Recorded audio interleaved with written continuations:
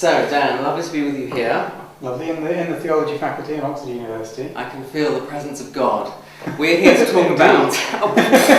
Right, I'll try and live up to that. We're here to talk, very kindly, thank you for joining me. We're going to talk about The Beasts of Electra Drive, which is my upcoming novel, and specifically about the structural editing stage of the writing of that, which you have done a fabulous job of guiding me through.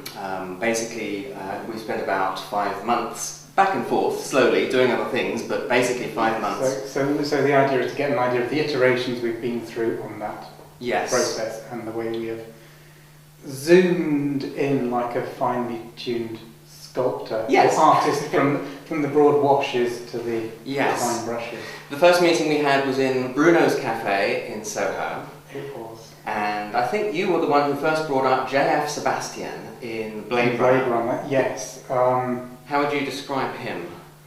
He is an obsessive loner creator who occupies this huge world that he feels completely out of place in, and is trying to create his way into an occupancy of, if that makes sense. It's very much, it's an old archetype, isn't it? It goes back to Beauty and the Beast, all these things of this lone person alone in a castle, not quite knowing what to do with it, surrounded by space, surrounded by potential, and trying to find a way through their own endeavour to occupy that space fully. And this is, and it's for Jamie, it's obviously this huge house he has on Electra Drive, but also metaphorically he is in this massive world where anything can be created, and he is trying to find a way to fill that.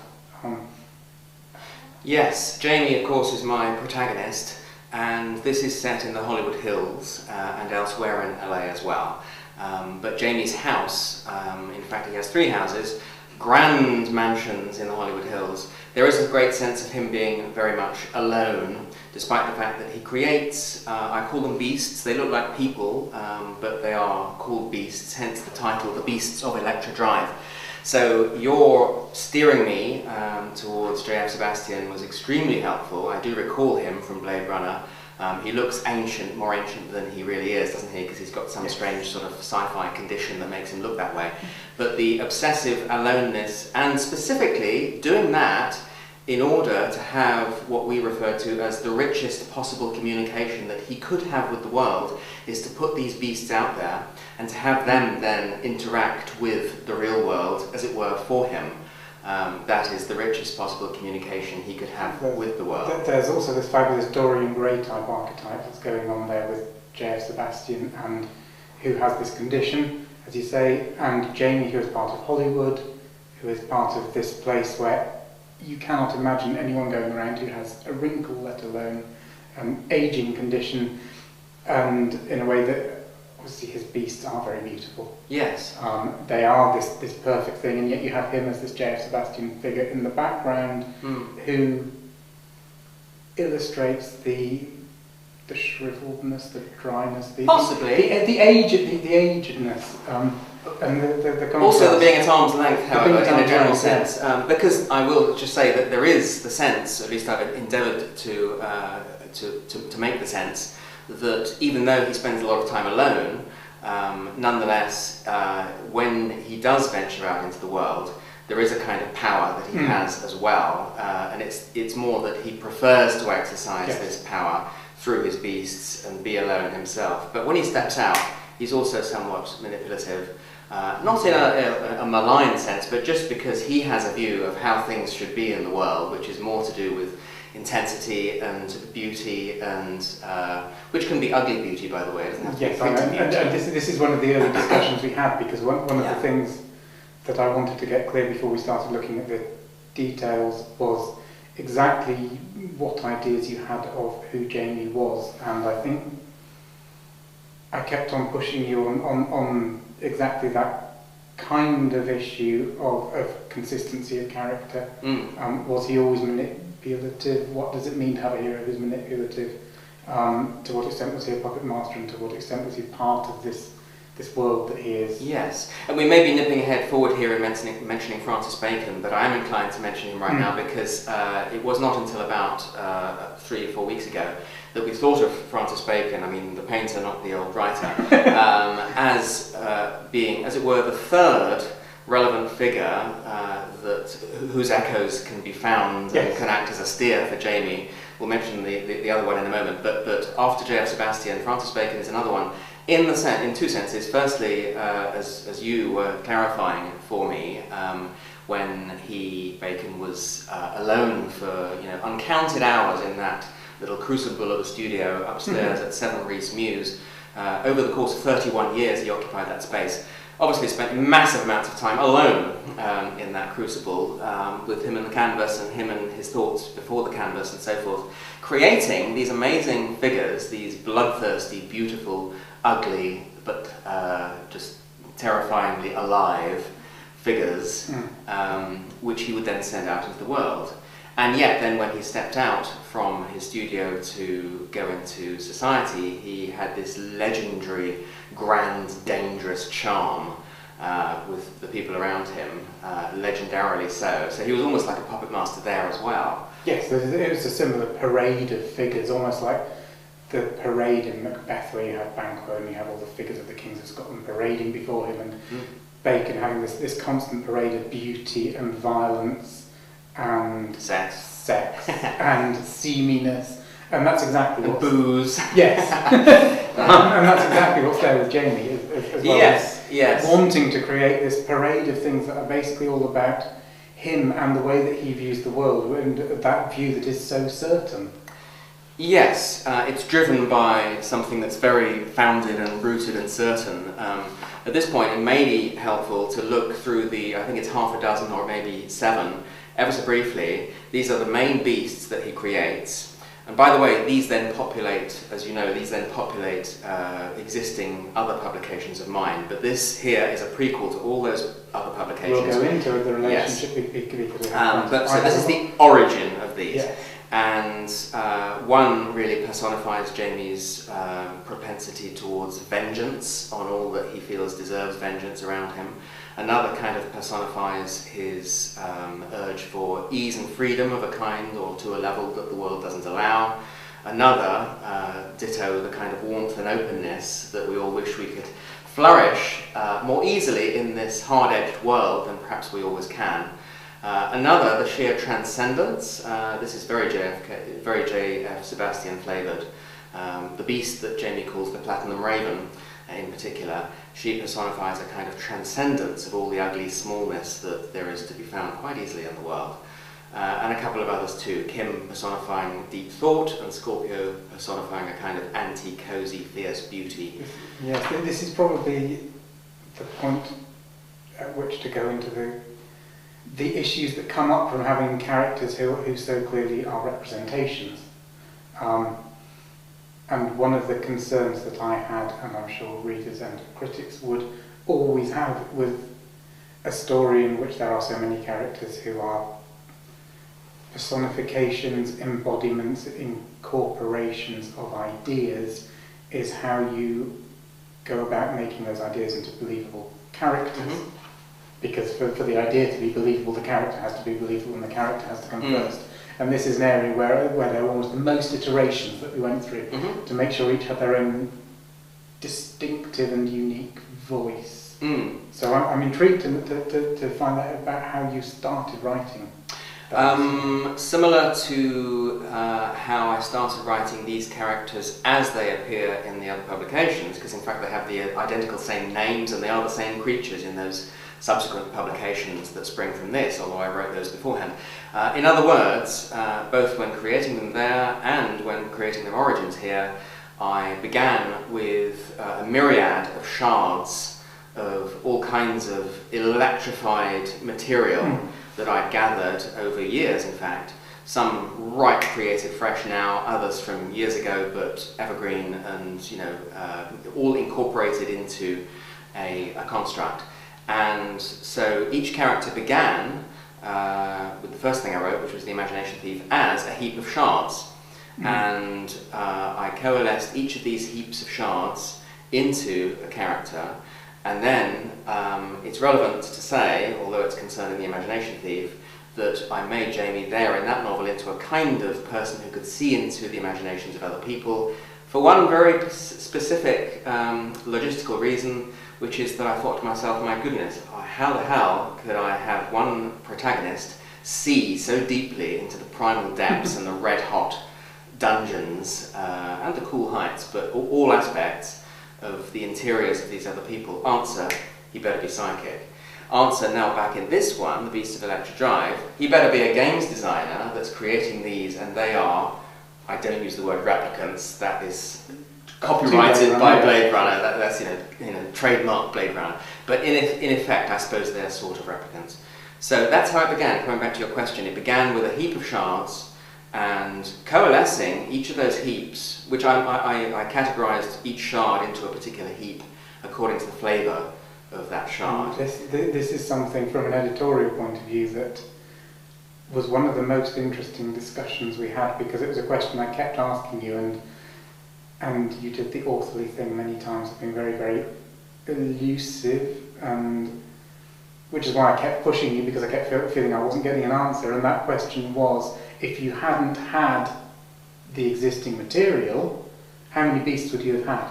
Would you have had these same beasts? Because my concern was always that, yes, you have this other material, you have these other stories that this taps into, but this has to be right for this book, otherwise it's not going to work. We have to need to have exactly this many beasts because they're right for this story, and not because and that's where we got in, I think, to the idea of them being embodiments of different facets of Jamie's character. Yes, this was absolute gold dust that you came up with that particular point. In general, there are many details and ramifications of it, but in essence it is what you just said, unifying what would otherwise be purely a picaresque experience, whereby it's a bunch of beads on a string and each bead doesn't really need to commune with the other beads. No, this is now a 3D, it's a 3D construct where it's not just a line of beads.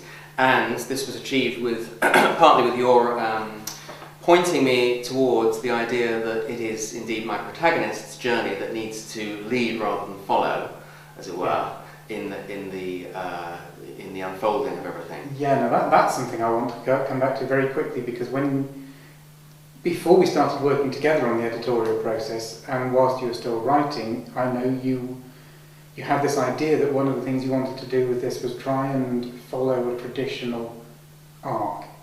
And you had specifically chosen to follow the flat character arc. Yes. And in a way, one of the things you uncovered was that this wasn't going to work. Yes and no. But just to define the flat character arc, as you know, K.M. Weiland has spoken of a positive character arc and a negative character arc, which a lot of other people talk about as well, but she has also added the flat character arc, which doesn't mean that the reading experience is flat, of course. It simply means that the journey of change isn't really, at its heart, undergone by the protagonist. It's undergone by everyone around the protagonist. So, I know it's crime fiction, but Sherlock Holmes is a fine example. He never changes, but boy does he make changes in everybody that's around him, So, flat character arc, yes. I deliberately was reaching for some traditional structure, because I wanted to take things to the next level after The Imagination Thief, which was more of a picaresque structure. So it was more of a colonnade, where you do have a first gateway of no return, and you do have a second gateway of no return. You don't really have steeples in the middle. You have two strong gateways with a colonnade. Yes, it's like a suspension bridge, basically, yes. where you've got these two pillars and... Yes. It does balance, but I wanted to do something new, so I wanted to have finials and steeples in the middle. So I wanted to therefore find a traditional structure to achieve that, and this flat character arc was one of those, because it absolutely does have as many finials and steeples as a positive or a negative character arc does. And I therefore, just reaching forward to remind myself, I therefore did structure it around a midpoint and two doorways of no return, and in between those two pinch points. So first doorway of no return, first pinch point, midpoint, second pinch point, second doorway of no return, and then of course climax resolution.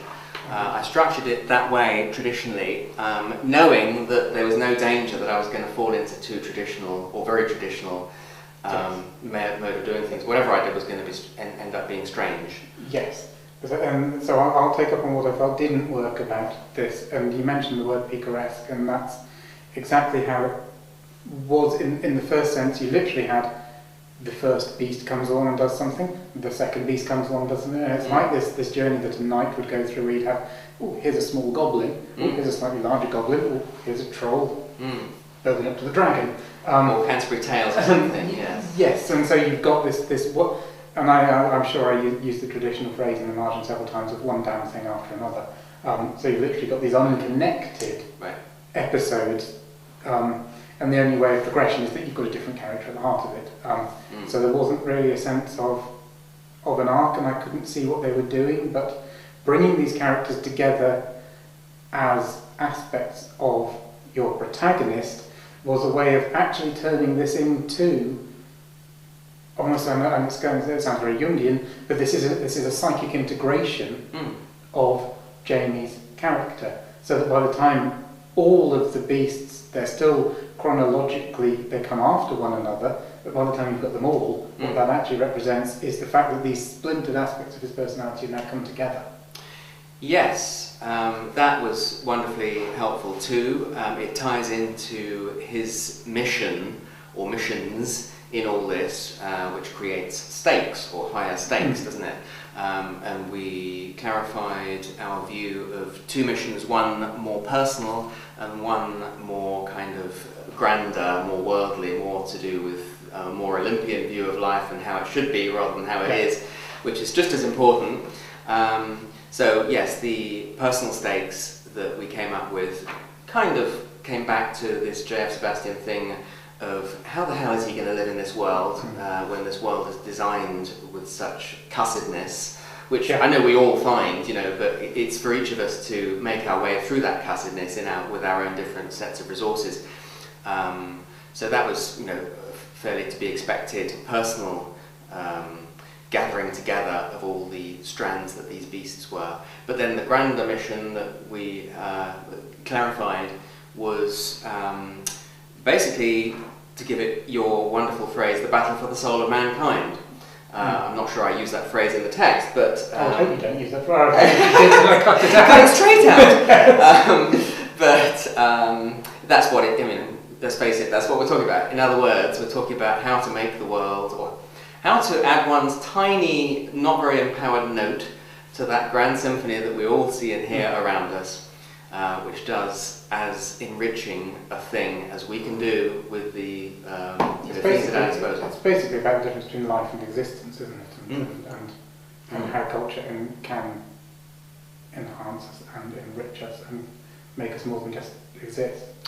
Yes, and it occurs to me, and I'm sure we had this as a subtext of many chats, that the more personal you get, the more specific, and the more kind of, the less attention you actually pay to the grand mission, in fact, the more you are likely to be relevant to the grand mission, because you're really diving down into a person. And this is an area that I think we worked on quite a lot, because there was an element of, in the original text, of stepping back and making statements, rather than seeing how those statements played out. The thing is, each beast within itself has always dived down into the bowels and the depths, absolutely, my goodness me. And he was this Olympian figure, Jamie is this Olympian figure, the games designer sitting up in his mansion of empowerment on the Hollywood Hills. It was a question of communicating between those two levels, wasn't it? And the sense of the clarification of stakes and mission were part of throwing that rope down from the grand Olympian mansion and making connection with what pre-existed, which was all that stewing, beastly, emotional stuff, because this comes out of one's guts. Of course it does. The other kind of lifeline that was thrown down from the grand, cool mansion down to the guts level was his voice, wasn't it? Jamie's a games designer, he's writing code, these are ones and zeros. I use the phrase ones and zeros a lot to ramp home that this is ones and zeros he's tracking with, at least on the surface. and I spell out that when he's had these beasts run around in LA and do their stuff and take on Jamie's enemies basically, then those beasts are once again sealed up in the games. Before the games are released, done and dusted, in their packaging, will be played by gamers in the future, and they'll just be ones and zeros at that point. So we come to the philosophical question, which again is there in Blade Runner, obviously. Are these real feelers? Do they feel? And as an editor, and this is the sort of the moment where I turn to camera and say this is the key thing for an author and an editor working together is, when I read the book as a critic, I will have all sorts of things to say about that, and I will take you to task on a lot of those things. But as an editor, it's absolutely not my job to take you to task. My job is to understand that you understand that you are raising these complexities. Because the worst thing you can do as an author is to raise all these questions without actually being in control of them in your own head.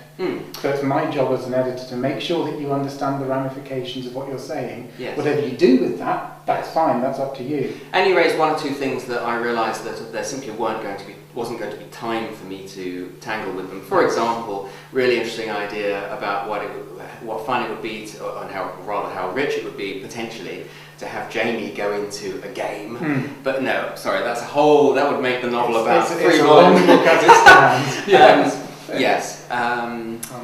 So I should say that the stage we're at is that it's a very precise, tidy stage. I've exactly finished what we decided to call the structural edit, and I'm exactly at the beginning before plunging into what we decided to call the copy edit.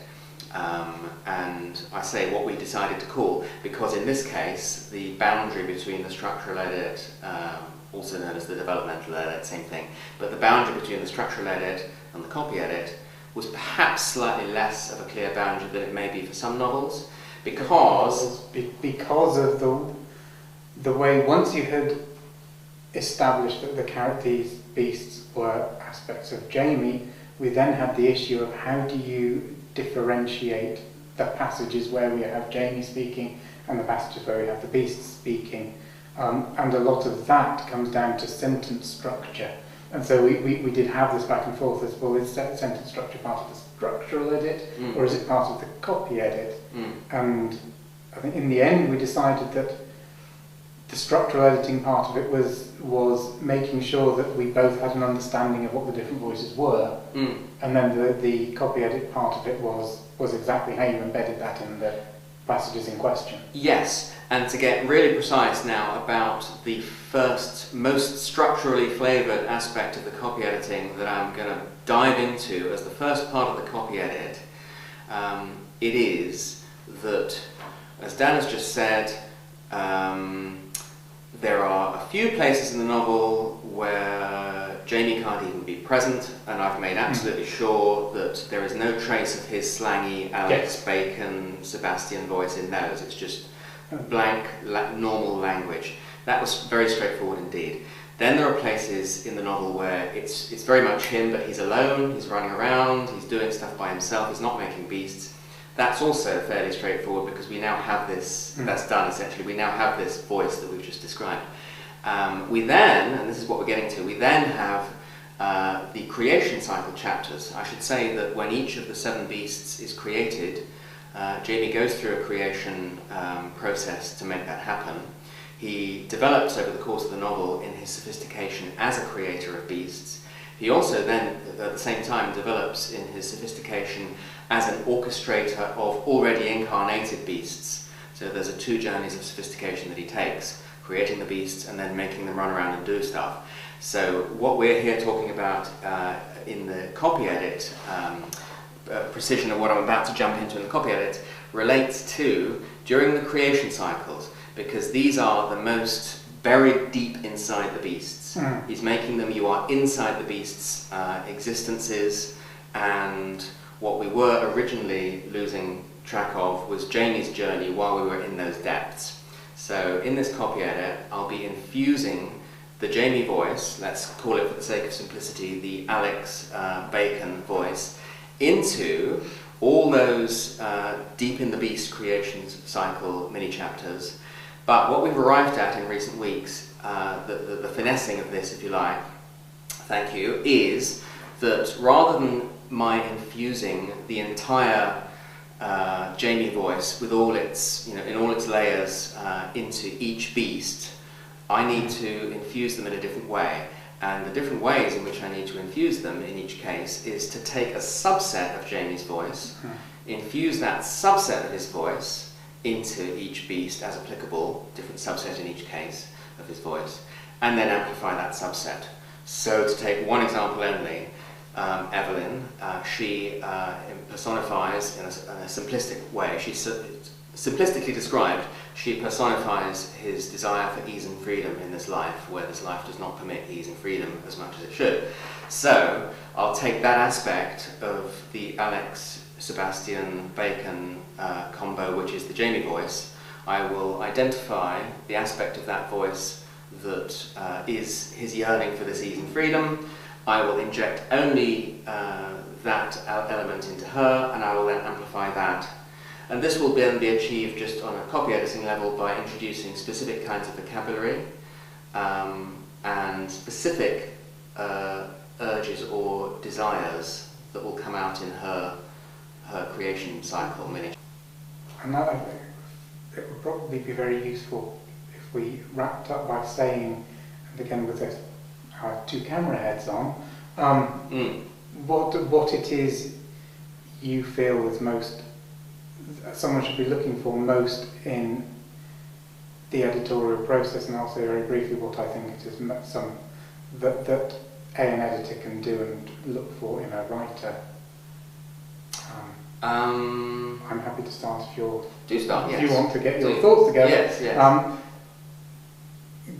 One of the things I look for is I really don't want to work with something I'm not interested in. I would say, well, and this is where we come back to a previous session that we did called Preserving the Unicorn. Oh, yes. Where we talked about how to work with writers who have a very particularly special or unique voice or take on the world in order to sharpen that up and not homogenise them and reduce them to this lowest cultural common denominator. So if there isn't something there that is interesting and that looks like it can be brought out, if, as it were, the marble has no sculpture in it, then I'm not interested in it. Or would find it very hard to get enthusiastic about just polishing it up, because then it would feel like everything I did was just essentially glorified copy editing. Sure. Because there are some things you think, I don't know what to do with this. So you have to connect with it in a certain way. And I think from a practical point of view, working with you, because we both work in probably quite atypical ways, but quite similar atypical ways, what's very helpful is to have a very similar set of cultural references, and that's probably come across in what we said a lot. Yes. Is we're both vaguely of the same generation. We both grew up surrounded by film and art, and this form, when we talk about things that we talk about Bacon, we both know what we mean, talk about Blade Runner, which is in Rutger Hauer, and these are all central parts of our cultural landscape. So and they're the pop end of it. I mean, there is an undercurrent, an undergrowth in avant-garde philosophy, foundation of more kind of sober, less pop stuff, and that's kind of a compost out of which the pop stuff has shot up. Yes, which is not, let's say, 1960s avant-garde philosophy and French philosophy in particular, that we haven't discussed here, but we did discuss much in our early conversations. All that helps, yes, absolutely. And all I can say really is that as someone who's created something whose absolute core reason for being is to be itself, and to explosively and irreducibly be itself to the max, it's not going to work if somebody comes in, as of course you were never going to come in, but some editors might come in. It's always the fear, isn't it, as the author? Who would then bring their own agendas of the core of the work, the twigs and the leaves, that's what we set out to hack around. But if the direction of the trunk of the tree is essentially alien, so I'm making the same point as you, but from the opposite viewpoint. If the direction of the trunk isn't right, if the direction of the trunk needs to be straightened out, thank you very much, to fall, for example, within a specific genre or a specific market or whatever, then that's not going to lead to much pleasure, and it's not going to lead to much pleasure. It's also not going to lead to a lot of changes being made. It's going to lead to a lot of frustration on both sides, where you have these parallel conversations that don't actually get you anywhere. At one point in one of the comments that we exchanged in the right margin in track changes of word, I remembered a Peanuts cartoon from years ago where you may recall the bossy Lucy, such a bossy boots, and somebody came up to her and handed her a list of her faults, and she looked at it for one or possibly even two cells of the comic strip, not saying anything, and then she called after the person, "These are not faults, these are character traits." This is central to it, you know, and it's central to dealing in the real world with anybody who's unusual. They're not wrong, they don't need fixing, they're just unusual. So, you know, this is unusual, and we need to make that unusualness flower and be the best version of itself that it can be. So, yes, you obviously do that in spades. You mentioned, I think, at one point that very often, including on your website, I think, rogueinterrobang.com, you've mentioned that you have a focus on thrillers. And I think you mentioned that that's because they were not, at the end of the day, something that you would, you explain it. You mentioned that, I think, on your website. I'm trying to remember what I say now. What is it? I think I recall. I think I recall that you said that somewhere on your website that there's an editorial interest in thrillers, and I said that's interesting because I know that what you read and write and respond most to is really not a genre like thrillers. And it's wanting. I think it's wanting to. If what you're dealing with is something too close to what you write, then you have a problem, because it's much easier to bring your own agenda to it. So as an editor, you want to make sure you're not bringing your own agenda to it. Yes. And therefore having something that forms a clear part of your cultural framework, so you understand what's going on, and so that you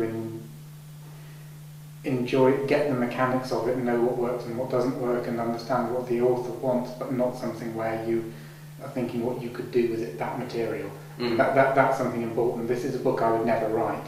And I think that's absolutely essential if you are a writer and an editor. If you're working with someone on something that you would write, there's always the tendency to say, how would I write that? Yeah. And that's absolutely where you mustn't go. Yeah.